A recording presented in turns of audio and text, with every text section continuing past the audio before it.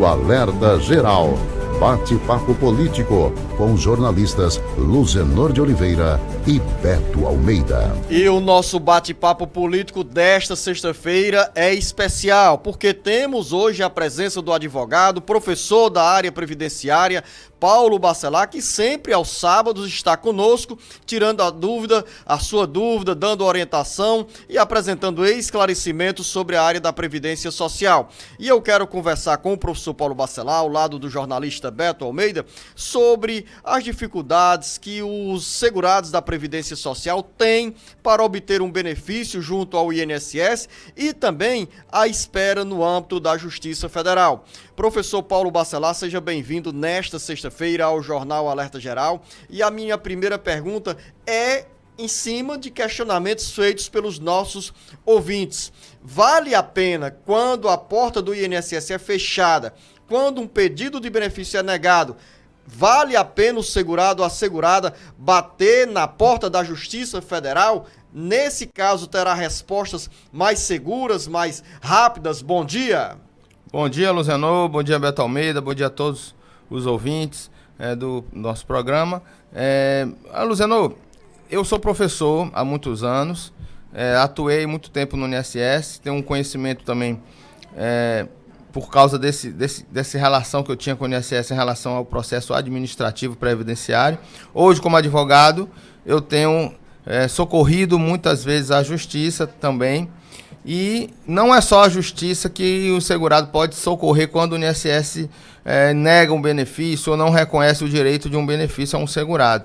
Existe também o recurso ao Conselho de Recursos da Previdência Social, que é a área da via administrativa onde você pode recorrer das decisões.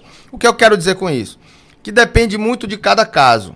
O advogado, quando tem um benefício negado que chega ao seu escritório, ele precisa ter essa expertise de analisar qual é o melhor caminho para aquele benefício que foi negado.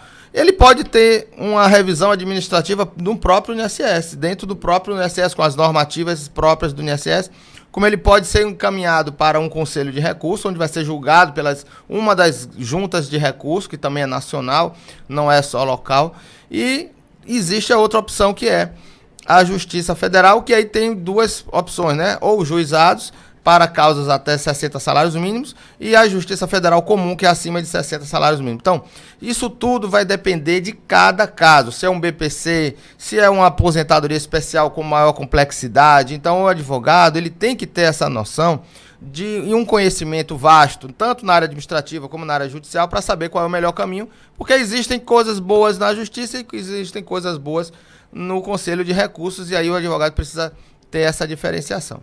Professor Paulo Bacelar, nos últimos dias a gente fez referência aos dados oficiais da Previdência Social, que apontam que no intervalo aí de 3 anos e meio, triplicou o número de benefícios de prestação continuada concedidos pela Justiça Federal após a negativa do INSS.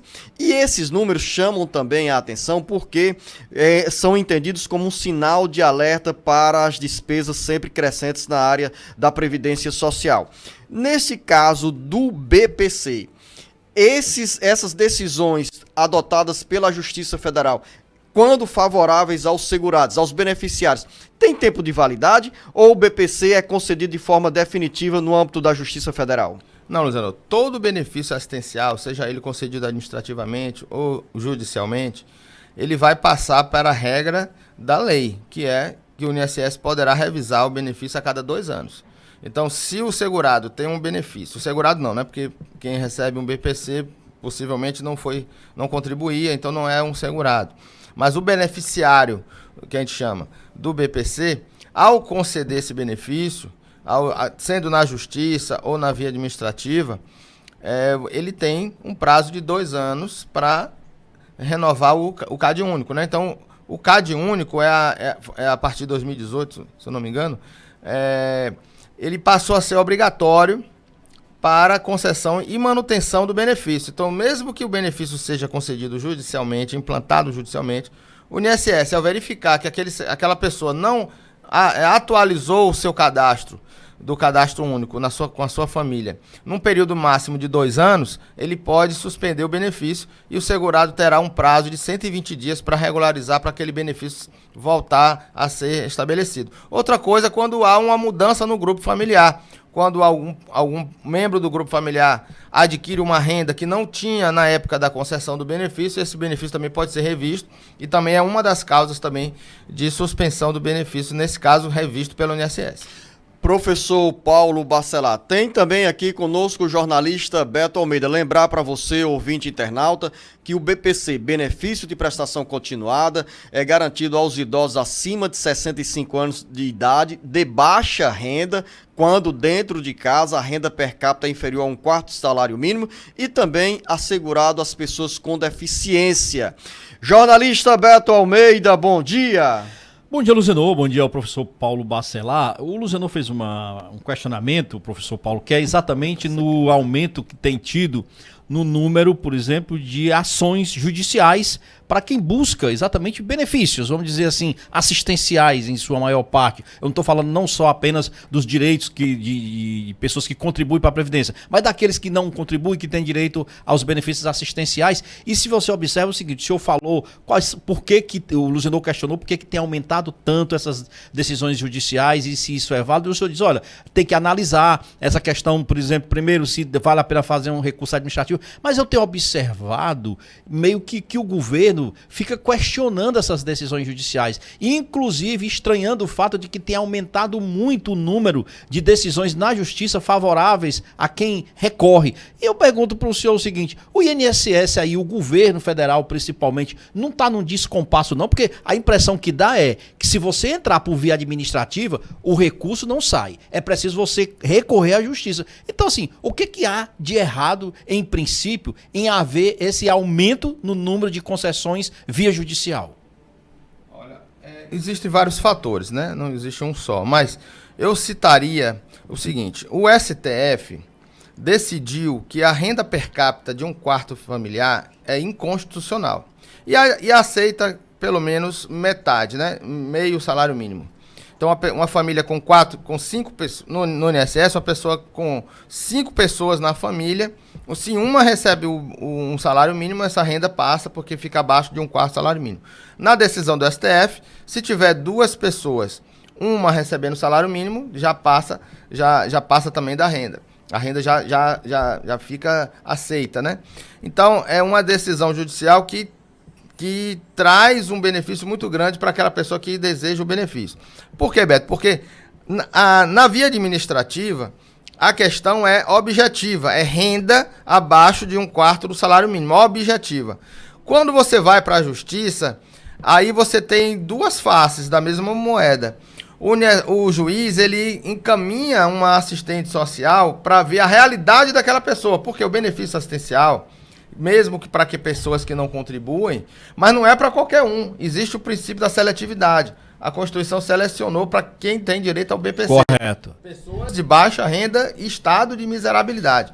E esse estado de miserabilidade na via administrativa é objetivo, é a renda abaixo de 1/4 salário mínimo. Na via judicial, não. A assistente social vai na casa da pessoa e ela verifica em loco a realidade daquela família. E aí pode flexibilizar essa questão da renda objetiva.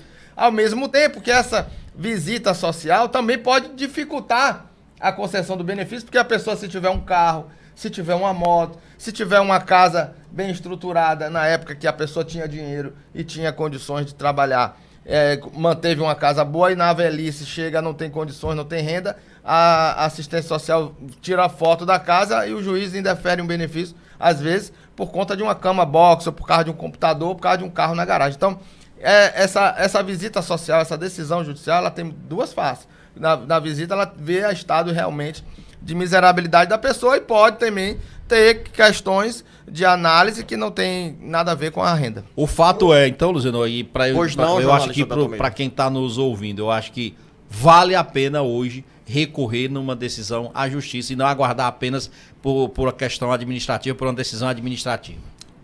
E como eu disse, depende de cada caso. Você tem que ver a realidade daquela pessoa, porque se uma pessoa... Beto, eu vou dizer aqui o caso de um pedreiro que trabalhou até os 60 anos. Trabalhou, tinha dinheiro, manteve a sua casa. Aos 65, ele não tem renda, está sem condições de trabalhar, não tem condições, não tem renda. A renda dele vai ser abaixo de um quarto salário mínimo. Mas a mulher trabalha, faz bico, aí vamos dizer que no INSS nega esse benefício. Vai para a justiça vai olhar a casa do pedreiro. Então essa análise, ela não é justa, porque na época que ele pôde contribuir para casa, para dentro de casa, né? Na época que ele trabalhava e podia manter a sua casa bem estruturada, na via judicial essa casa vai ser mal vista.